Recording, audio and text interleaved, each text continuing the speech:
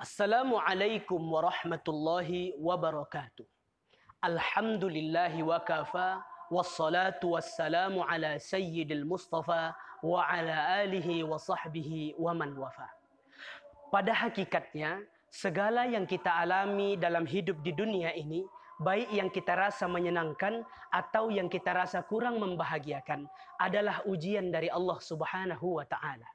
Al-Anbiya ayat 35. Allah Subhanahu wa Ta'ala berfirman, "Wa nabluukum bisyarri wal khairi fitnah."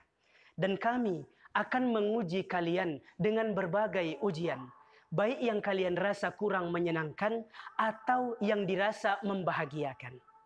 Ujian itu pun pada dasarnya adalah cara Allah Subhanahu wa Ta'ala agar seorang hamba mampu meningkatkan amal-amal kebaikan dia kepada Allah Subhanahu wa Ta'ala. Perhatikan surah Al-Mulk ayat yang kedua. Allah Subhanahu wa Ta'ala berfirman, "Alladzi khalaqal mauta wal hayata liyabluwakum ayyukum ahsanu amala."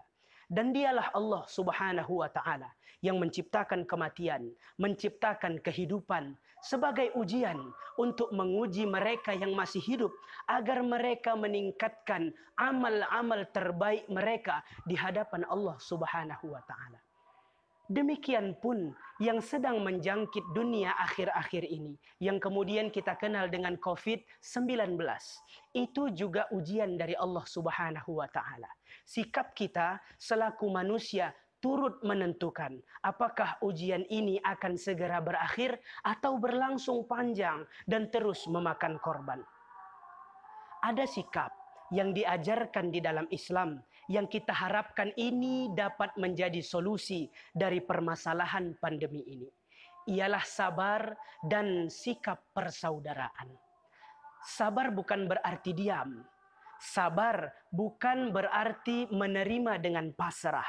Tetapi sabar adalah sikap menerima takdir Allah Subhanahu wa Ta'ala, diiringi dengan sikap optimis dan dengan ikhtiar yang konkret.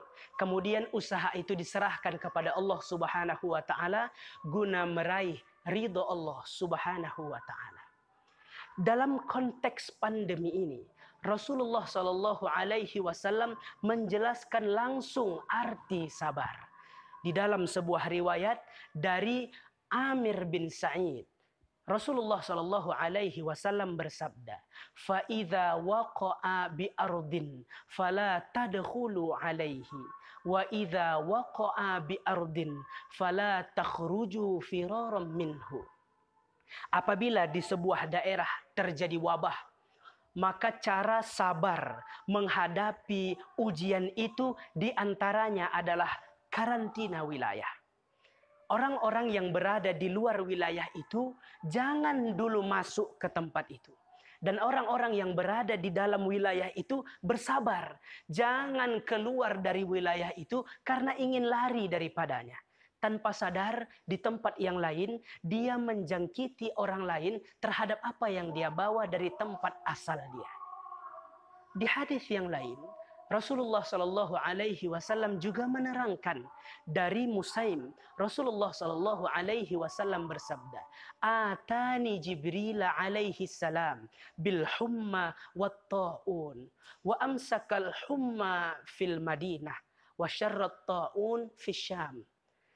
Jibril alaihi salam datang kepada Rasulullah sallallahu alaihi wasallam memberikan informasi bahwa Allah Subhanahu wa Ta'ala akan menguji umatnya dengan demam dan wabah.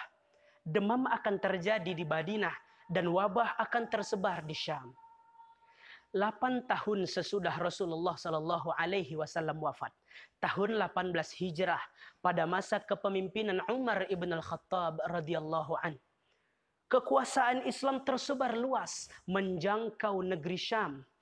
Benar yang dikatakan Rasulullah Sallallahu Alaihi Wasallam, Syam sedang dilanda wabah pada saat itu.